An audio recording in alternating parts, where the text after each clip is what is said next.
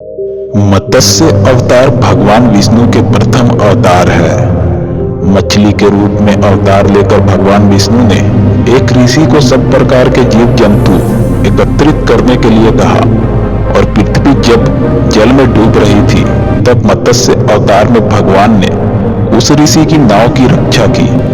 इसके पश्चात ब्रह्मा ने पुनः जीवन का निर्माण किया। एक दूसरी मान्यता के अनुसार एक राक्षस ने जब वेदों को चुराकर सागर की अथाह गहराई में छुपा दिया तब भगवान विष्णु ने मत्स्य रूप धारण करके वेदों को प्राप्त किया और उन्हें पुनः स्थापित किया। मत्स्य अवतार की कथा।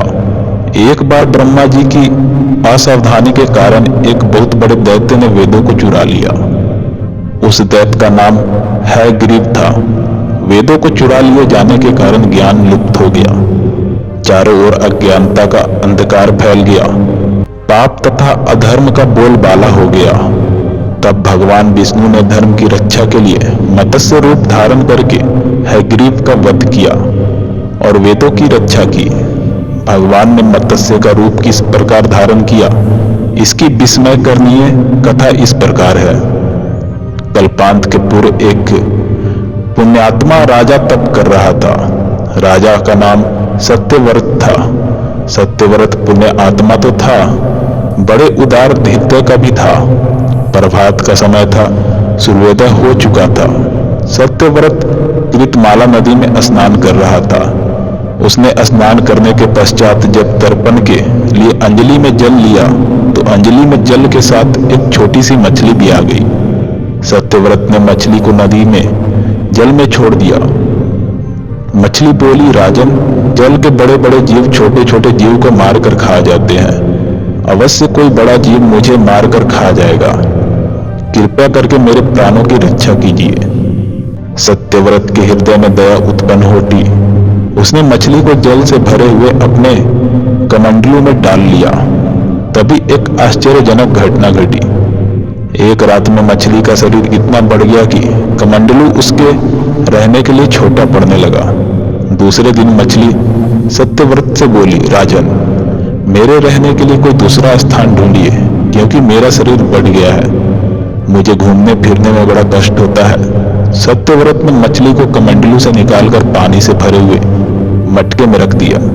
यहाँ भी मछली का शरीर रात भर में ही मटके में इतना बढ़ गया कि मटका भी उसका रहने का छोटा पड़ गया। दूसरे दिन मछली पुनः सत्यव्रत से बोली, राजन, मेरे रहने के लिए कहीं और प्रबंध कीजिए, क्योंकि मटका भी मेरे रहने के लिए छोटा पड़ रहा है। तब सत्यव्रत ने मछली को निकालकर एक सरोवर में डाल दिया, किंतु सरोवर भी मछली के लिए छोटा पड़ गया। इसके बाद सत्यव्रत ने मछली को नदी में और फिर उसके बाद समुद्र में डाल दिया। आश्चर्य!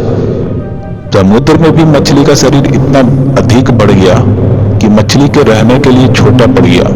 अतः मछली पुनः सत्यव्रत से बोली, राजन, यह समुद्र भी मेरे रहने के लिए उपयुक्त नहीं है। मेरे रहने की व्यवस्था कहीं और कीजिए। अब सत्यव्रत विस्मित हो उठा। उसने आज तक ऐसी मछली कभी नहीं देखी थी। वह विस्मय भरे स्वर में बोला, मेरी बुद्धि को विस्मय के सागर में डुबो देने वाला आप कौन है? मत्स्य रूपधारी श्री हरि ने उत्तर दिया, राजन, हयग्रीव नामक दैत्य ने वेदों को चुरा लिया है। जगत में चारों ओर अज्ञान और अधर्म का अंधकार फैला हुआ है। मैंने हयग्रीव को मारने के लिए ही मत्स्य का रूप धारण किया है। आज से 7वें दिन पृथ्वी प्रलय के चक्र में फिर जाएगी। समुद्र उमड़ उठेगा, भयानक वृष्टि होगी, सारी पृथ्वी पानी में डूब जाएगी। जल के अतिरिक्त कहीं और भी कुछ दृष्टि गोचर नहीं होगा। आपके पास एक नाव पहुंचेगी। आप सभी अनाजों और औषधियों के बीजों को लेकर सप्त ऋषियों के साथ नाव पर बैठ जाइएगा। मैं उसी समय आपको पुनः दिखाई पड़ूंगा और आपको आत्मतत्व का ज्ञान प्रदान करूंगा। सत्यव्रत उसी दिन से हरि का स्मरण करते हुए प्रलय की प्रतीक्षा करने लगे। 7वें दिन प्रलय का दृश्य उपस्थित हो उठा। समुद्र भी उमड़ कर अपनी सीमाओं से बाहर बहने लगा। भयानक वृष्टि होने लगी। थोड़ी ही देर में सारा पृथ्वी जल ही जल हो गया। संपूर्ण पृथ्वी जल में समा गई। उसी समय एक नाव दिखाई पड़ी। सत्यव्रत सप्त ऋषियों के साथ उस नाव पर बैठ गया। उन्होंने नाव के ऊपर संपूर्ण अनाजों और अस्थियों के बीज भी भर लिए। नाव प्रलय के सागर में तैरने लगा। प्रलय के उस सागर में उस नाव के अतिरिक्त कहीं भी कुछ नहीं दिखाई दे रहा था। सहसा मत्स्य रूपी भगवान प्रलय के सागर में दिखाई पड़े।